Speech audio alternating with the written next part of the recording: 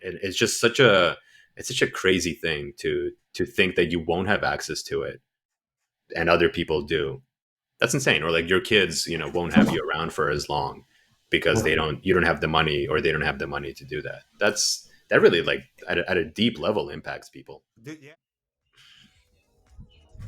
All right. Welcome back to In the Future. It's been a couple of weeks, but today we are going to talk about something very exciting that impacts every single one of us in our lives. When we think about, right, our mortality, specifically about life's longevity and the breakthroughs we're having with science, technology, and medicine nowadays.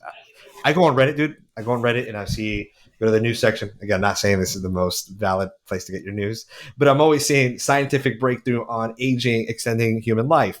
Scientists have discovered a way to reverse cell aging. And all of these things raise the most important questions that we ask ourselves. What are the social impacts of that? Does that mean more people can stick around longer with their families and work longer? Or does it just be more expensive to stay alive for many more years? Economic impact. Can we really have enough housing for all the people that are going to live a lot longer? Do we live in smaller houses? Do we live with family? Do we reverse to that type of, not like in a regressive way, but do we reverse to a way things were in the past? We live with more family. And then ethical issues, like, should people really be living up to a certain point? What's the threshold? Imagine one day we figure out that we can live up to 500 years old.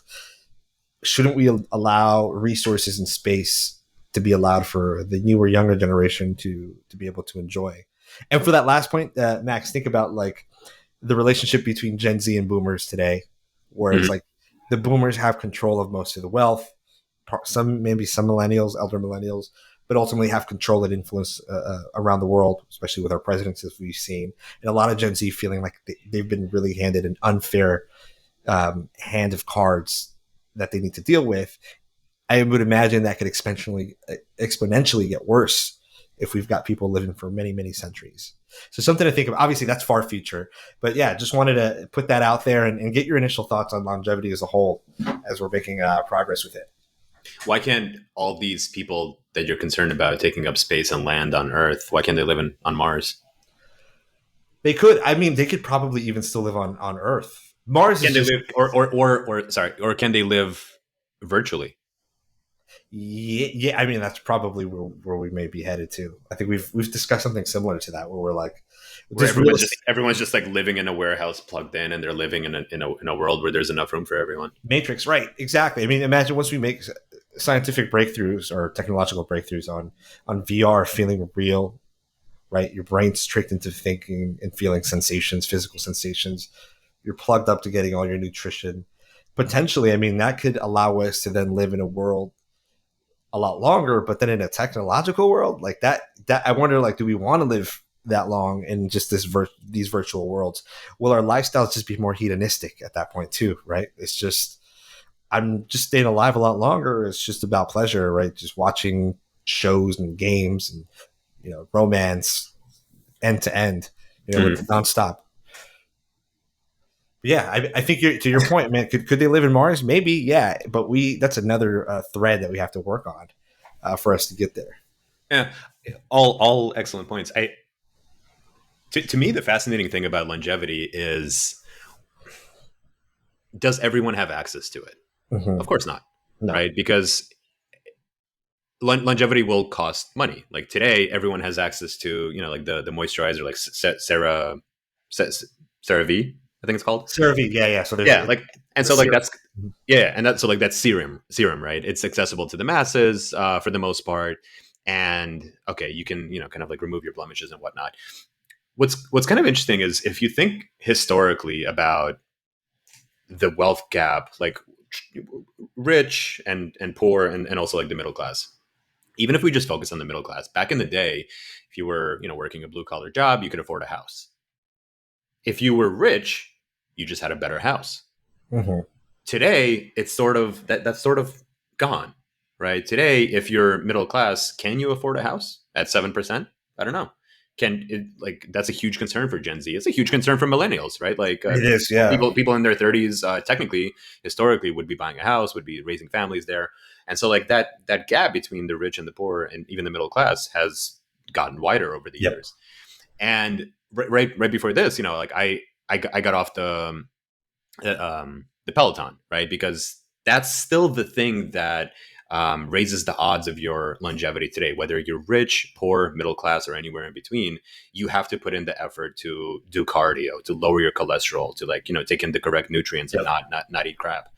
And that's interesting. And I think that is one of the parts that's going to change in the very near future, where it's not about CeraVe, it's not about Peloton, it's I am a very wealthy person, and instead of like let's say there's a car accident and a person loses their leg, a rich person is confined to a wheelchair.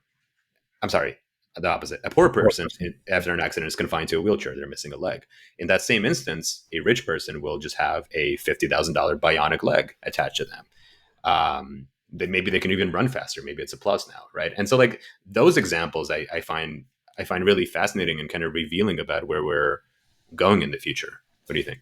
Yeah, I think it's absolutely. I think number one for sure, absolutely. Whatever, if it's some sort of medicine that drives the anti-aging, I think for sure people of wealth are the number one people who are going to have access to that. So they're the ones that are going to live the longest. And I'm talking about like very, very wealthy people, not just like upper middle class rich. I'm talking about like very, very 1%. Elon Musk. I think they'll get access to this, no doubt. Because I mean, if you're creating this, of course, like who are you going to sell to first? That's your market right there, your initial market. The other thing I would say that you brought up, though, in terms of even from like poor and rich, I think one factor, a more natural factor outside of like scientific breakthroughs or medicine, is that I think a lot of people are a lot more aware of their health as well now with a lot of the research that's coming out. So I think people that generally are more quote, quote, not correlating poor to educated, but generally people who are more educated are eating a lot healthier. They're not eating as much processed food. I think that we're figuring out finally, like we did with cigarettes, that a lot of processed food cause cancers, sicknesses, brain damage, cardiovascular pain, damage as well. So I think with the education and the data points that we're getting, even without the technological advances, but just through research, I think we're naturally extending our life expectancy to like to the wealthy and the ones that are actually acting on this to like almost close to 100 years old, right? Like I think that's very realistic. So I continue, that kind of adds to your point where I think the people who have the financial means to eat healthier, to stay away from junk, to be more disciplined, I think ultimately are going to be the ones that are going to live longer, even naturally, before we add the scientific piece that you're talking about. So it's weird. It's almost going to be like it'll almost correlate to the wealth distribution in some ways, not 100%, but it'll be like the ultra wealthy may have access to the medication. They live 300 years old.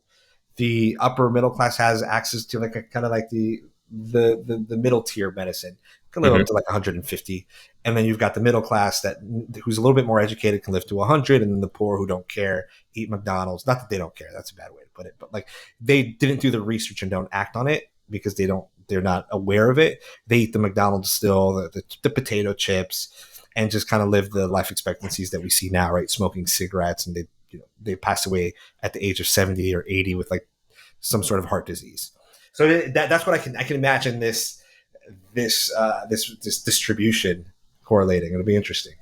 I agree with you, though. I would argue that the things that you described, where people are just becoming more aware of health and like the things that harm us, maybe what to stay away from, I would argue that that's a natural progression of longevity. And that sort of just levels the baseline playing field for people, right? Mm-hmm. Because people used to live on average to like 25, 30, Yeah, 30, and 40, right. yeah, Roman And, and times. it and it and it like you could have been a baron at the time, or you could have like a really wealthy person, or you could have been a serf. Yeah. Your age, like you would have been less likely to die from famine, but you're not living to like 50 during those times. And Yeah, but is it because we didn't have breakthroughs like soap that we like? I yeah, feel like maybe exactly. with So certain like breakthroughs, like a certain baseline. yeah, I kind of see where you're getting at now. Yeah, like the baseline is moving. The baseline is moving further up. yeah, we're now like the average death in America, I believe, is like 79.8 or like 78, something like that. It actually dropped a little bit after COVID, which was Okay. interesting to see. But yeah, people are right now in 2024 are living on average to, let's round it up to 80. It's not unreasonable to think that 90 is the next leap, 100, 120. And I do think that around that higher death age, that's where the concerns that you kicked off this episode with really do come in. Like the Well, socioeconomic yeah, aspects, or like the exactly. Like real the estate food, just resources of like resources. food, where are people going to live, um, and yeah, like they're just like all of the impacts of like a lot more people sticking around from different generations. I totally agree with you about Gen Z and Boomer, like that friction that happens now. At some point, you got to pass the baton, and people Yes, won't want to. And that's what fair. happens there? Wow, that almost sounds. By the way, that almost sounds like a movie concept right there. It's just like in a world where not boomers, but like they're the elders that are 200 and above. They say, "Hey, we've been in this world first. It's ours. We want to stay. You guys can, you guys have to follow our rules." Like they basically can almost like dominate the world with not only like the resources because of the longer time they've had to build it, but and of course the wealth they have to get the technology that they have, but also the just the wisdom as well, right? Like they have all this experience. They have 100 years of experience of being able to navigate the world and have connections. Like it's Why would you let go? Why would you let go of that grip? of that grip. And Yeah. I think what we're describing, you could actually see in like generational wealth families, like the Kennedys, things like that.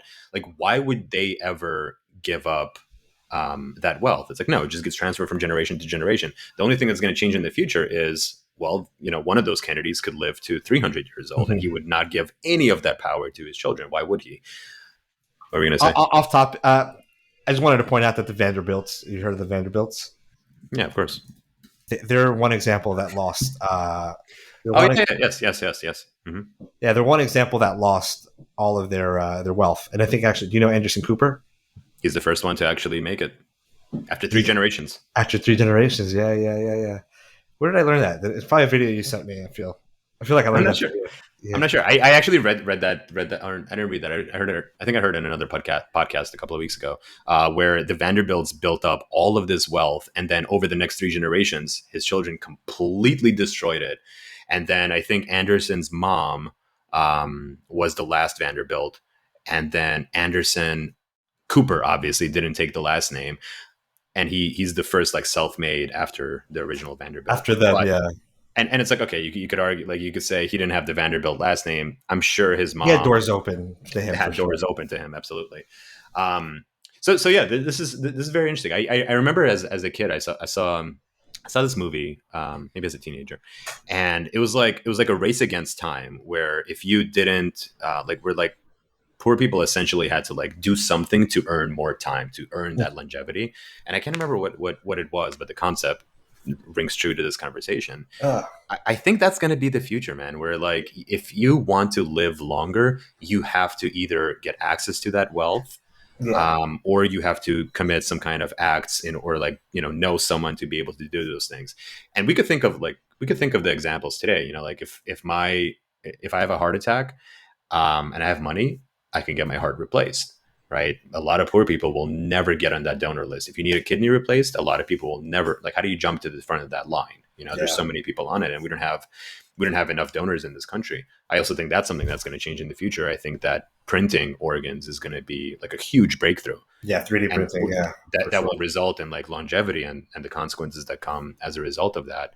But also like genetic testing, right? Like the more we're using CRISPR and all of that, not only can you figure out that like, oh, hey, like your child, like if you get pregnant, your child will have these things.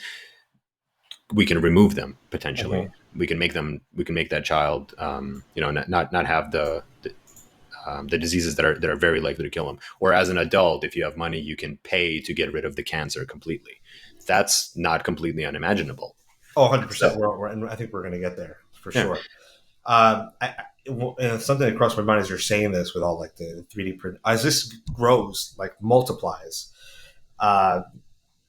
think about what the government or governments around the world and what their role is in this as well. Like, think about the approval. One, they're going to have to get approval for some of these medications that would make people live longer, reverse their cell aging, because it has implications on their countries, their economies, their, can the young people work? If people are, I would imagine if you're living, let's say 150, let's not even exaggerate, it's 150, people might work till they're 100.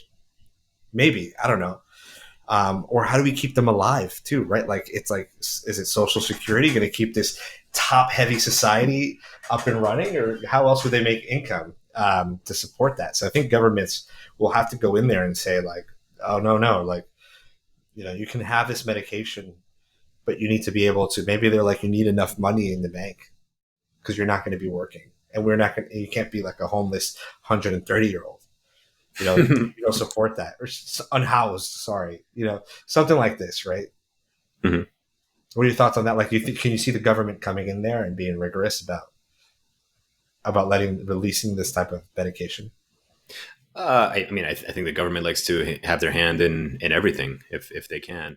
I agree with you though. I don't think Social Security is necessarily even going to be a thing when we retire, right? True, very true. Especially if that older generation, like if they are able to take advantage of like tacking on an unexpected 10 years to their life, where does that Mhm. income come from? Do we all have to pay taxes? Do we have that additional income coming from the like wealthy class, or is universal basic income coming in and like that's part of the tax bracket that's now being supplemented? um, I think that yeah, I don't really know what else to add there, but it is problematic. It's just like how do you allocate where people live, how they live, when they live so long. I think something will have to be done, but Would you? How about this? And would you do it? Would you take the anti-aging medication? for sure, who wouldn't? Like unless you really don't want to live. I don't know why you wouldn't want to live longer. Maybe some people will feel like it's a natural, like in the sense of not that they don't want to live. They might be thinking, I want to live like my natural lifespan. I don't need to artificially inflate it. For what? Like I think, and maybe there's the ethical aspect of it where people think it's wrong. Like I shouldn't be, or I shouldn't overstay my welcome. I mean, these are I don't disagree. I don't disagree with you, but I think like people there's people out there who think blood transfusions are bad, right? Or like Mhm. are immoral.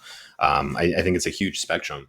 I also think that today it feels unnatural to us because we didn't grow up with that even being a possibility. But Gen Z is, and like whoever comes after them, they're going to be born into a world where, yeah, we're working on something as a scientific community, where you will be able to pay $1 million to add 10 years to your life.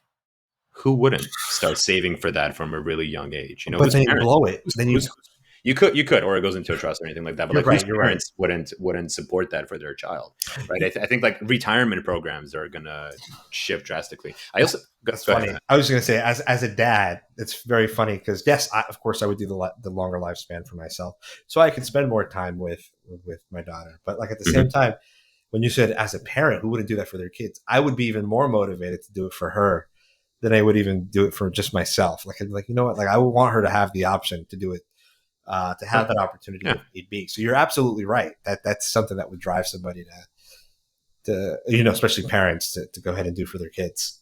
But what were you going to say?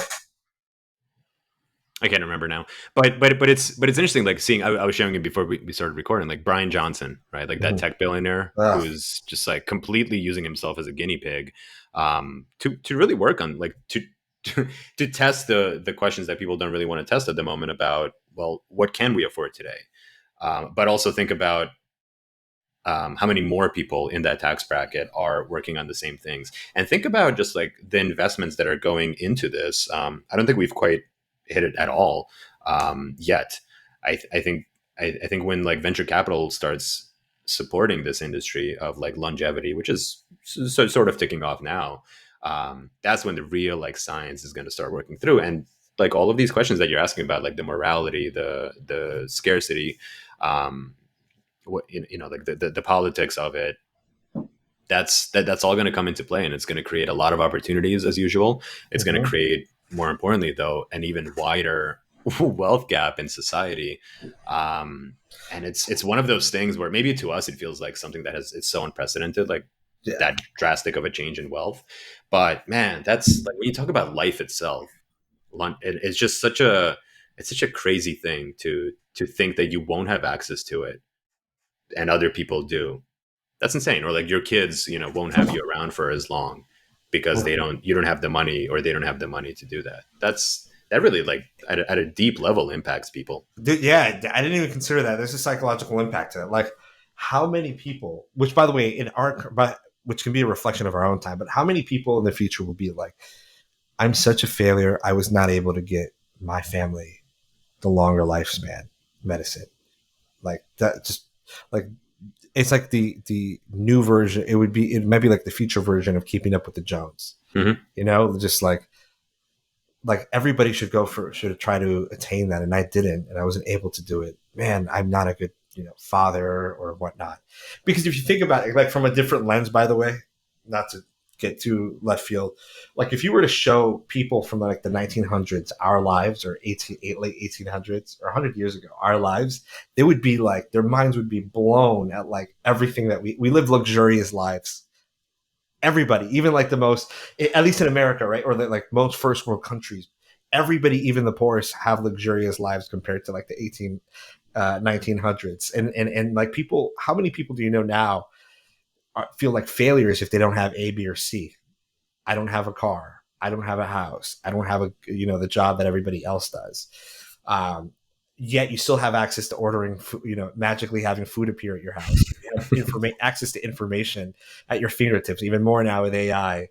You have shelter, probably, yes, rent is very expensive and so is housing. But if you look around this country, most countries, you'll find something generally if you're employed.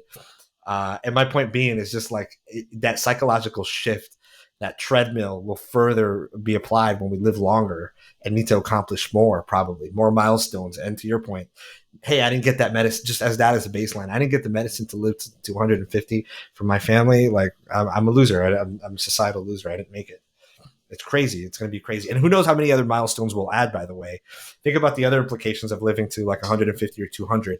People stay single probably longer. I don't think fertility is going to change. So you still need, if you want children, it still needs to happen within the 20s to the 40s gap, or 50s maybe. I think that will change. I think that's very soon. Yeah, more people are freezing their eggs. Yes. More people are having yes, test babies for lack of a better word. Yeah, you're absolutely right. Yeah, exactly. That I totally forgot about that. So yeah, you're right. There's always going to be like younger, poorer people that you can kind of like implant, with it. That's terrible. Yeah. Exactly. And then like people will be single for longer. People will, will people just kind of live? Like, will the 50s be the new 20s? It'll be interesting if people have that type of attitude shift. Like, yeah. Oh, I'm in my 50s. I finally got my career going. I finally made good money, and this is like my 20s. I'll get married when I'm 70 or 80, maybe. Yeah, exactly. It's interesting to talk to people who were born in, I don't know, like 1937. I think they'd be like 87 by now. Because the world that they were born into and the shifts that they saw throughout their life is exactly the point that you're making, where like they can actually appreciate what it used to be like versus what it is now. Like, yeah, you click a button and food arrives at your door. That's insane. Sounds like magic. Exactly. And I would venture that those are the people who are most appreciative of life, not only because they're approaching the like end of it, but because they saw the advances that happened, and they could probably like ponder what their grandchildren's life is going to evolve into 50 years from that point. So that's sort of why I push a lot of people to like, I wish we had an opportunity to talk to more older people, because we ourselves, I think we talked about this in another episode. Like the elder roommate. Exactly. Yes. Like it's good to appreciate those things, but it's also interesting to think about the reality of, like what will happen. Another thing that will get transformed is, you won't have you won't have one career. You'll have to continue to have different careers. Can you imagine? Like right now, it's tough to work 25 years and retire in a single career. But if you tack on another 50 years of longevity, you're not going to keep working that job for 50 years. There's no way. Of course. And so you have to get re-educated. And so you're going to have multiple careers. That's cool. Like because it'll evolve, right? It'll evolve, or you just either get bored and you want to try something new. But to your point, we're seeing that one of those changes now with AI. So imagine if somebody was living from like 1950, 1940s till now, and they've had another 30 years to work, they'd be shifting careers altogether. 100%. And even go ahead. No, that's it. and even like what is retirement? Like we grew up in a society where retirement literally means you stop working so that you can kind of like you have the means to like just live your life and not have to show up to a job every single day. That definition is already changing. It's going to change even more as now you have 60 more years on top of what your expected life could have been. That's wild. That's wild to think about. I think you and I will get some benefit of that, because I think we were just born in the right time and age. But I think like our kids are gonna. I think they're gonna have fantastic opportunities because they can live longer and kind of like explore life in different dimensions. Yep. Like what is a decade? Like a decade could be very different than it is today. What's midlife? What is a midlife crisis? What is a midlife crisis? Yeah, imagine Yeah. like 30s used to be that, and like not very far ago. Like we're middle aged men, Yeah. according to like the 90s, right? Like when we were, I don't feel like a middle aged man personally. Do I feel like an adult? Yes, but not like a middle aged man. Like that to me is like somebody in their mid to late 40s. So it's interesting the psychological shift. But yeah, man, you want to cut it there, or you want to one more note? I think we could wrap it. I think we covered a lot of interesting points about this. I don't really have anything else to add. All I'm glad right. I did my Peloton today. At least it's the minimum that we can do To keep us, today to at least stay alive as long as possible. So that's dude, cool. so important, so important. Yeah, same here, man. I didn't do my cardio today, but I'm going to work out. Are you So going to? yeah. I'm going to work out for sure, 100%. I need to. Thinking about this topic is relevant to just like thoughts that I've had recently, especially having a kid. I'm like, I want to live longer and spend more time. So, yeah. Nice. Go do it. All right. Sounds good. I'll see you guys soon. Later. Nice.